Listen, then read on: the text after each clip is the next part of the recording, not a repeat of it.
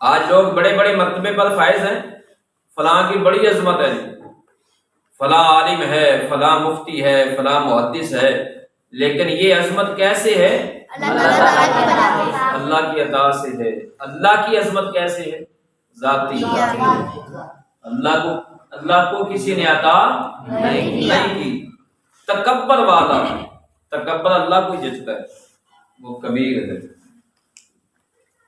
تکبر المتکبر، کسی انسان کو تکبر جچتا نہیں ہے۔ تکبر اللہ کو پسند ہے نہیں، اللہ کیونکہ سب سے بڑا ہے، المتکبر ہے، اس کی بڑائی ہوگی۔ کسی انسان کو تکبر جچتا نہیں، انسان تو عاجز ہے۔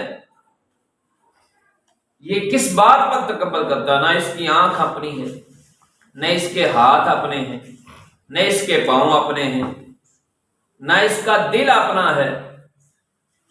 اپنی مرضی سے کوئی اپنا دل چلا سکتا ہے؟ جب چاہے اللہ روک دے۔ نہ اس کے کان اپنے ہیں، تو انسان تکبر کس بات پہ کرتا ہے؟ سب کچھ اللہ کا دیا ہوا ہے، ہم پھر بھی تکبر کرتے ہیں۔ نہ مال اس کا اپنا ہے، جب اللہ چاہے لے لے، اللہ چاہے تو کسی کو دے ہی نہ۔ پھر انسان کس بات پر تکبر کرتا ہے؟ المتکبر، یہ اللہ کی ذات ہے اور اسی کو زیبا ہے۔ اللہ کے سوا کسی کو زیبا نہیں ہے۔ ہم عاجز ہیں، ہم محتاج ہیں، ہمارا کچھ بھی نہیں۔ انسان ایک وقت میں ہے، ایک وقت آئے گا انسان نہیں ہوگا، مٹی میں ہوگا۔ پھر ایک وقت آئے گا انسان کو زندہ کیا جائے گا، اللہ زندہ کرے گا، اللہ کی عدالت میں انسان کھڑا ہوگا، اور پھر اس کو جزا اور سزا بھی ہوگی۔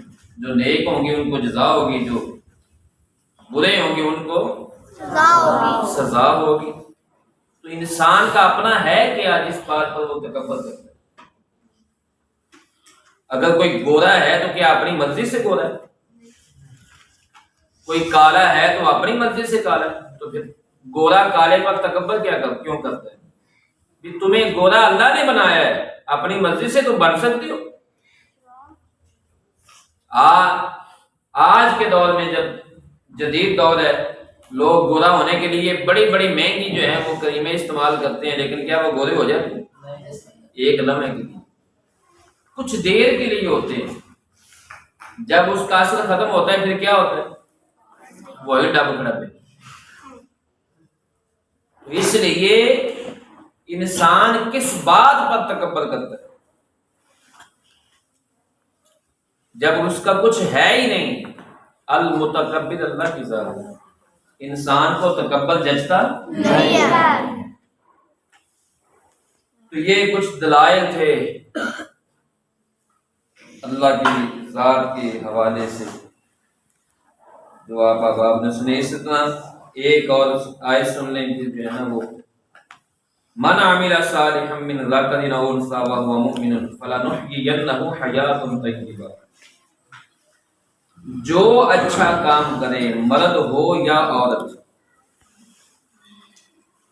اور ہو مسلمان تو ضرور ہم اسے اچھی زندگی جلائیں گے، اچھی زندگی عطا کریں گے۔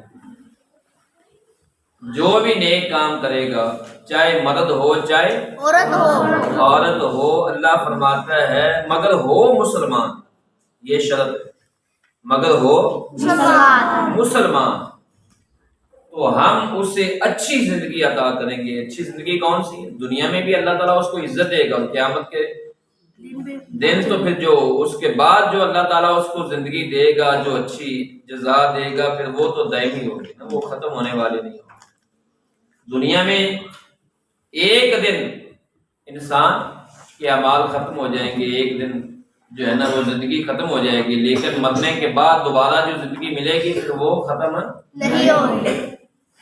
تو اب سوال یہ پیدا ہوتا ہے کہ کیا کافر جو ہیں، یہودی ہیں، ہندو ہیں، سکھ ہیں، کیا اچھے کام وہ نہیں کرتے؟ کرتے ہیں۔ کافر بھی بڑی بڑی سخاوت کرتے ہیں،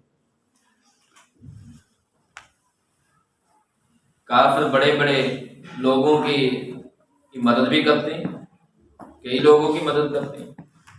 کافروں نے بڑے بڑے جو ہے نا وہ دفاعی کام کیے ہیں، ہاسپٹل بنا دیے کافروں نے، فری علاج ہوتے ہیں۔ کافر بھی تو نیک کام کرتے ہیں، تو پھر ان کے نیک اعمال کا کیا بنے گا؟ تو اللہ تعالیٰ نے فرمایا، شرط لگا دی، جو بھی نیک کام کرے مرد ہو یا عورت ہو، مگر ہو کیا؟ مسلمان۔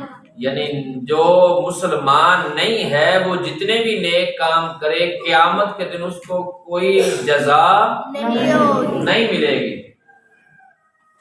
کافروں کے اچھے کام کا بدلہ اللہ انہیں دنیا میں دے دے گا، قیامت کے دن ان کا کوئی حصہ نہیں ہوگا، ان کے لیے کیا ہوگا؟